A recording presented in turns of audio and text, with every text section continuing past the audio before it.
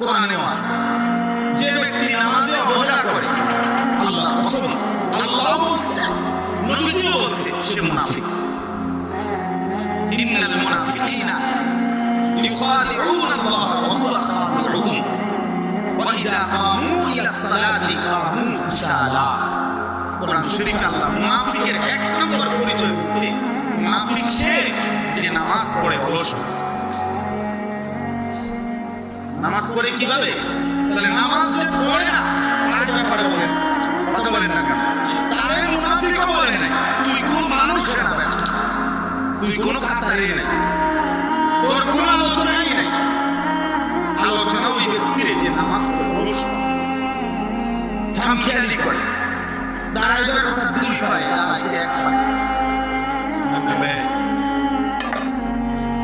বুঝছেন? অলস নামাজে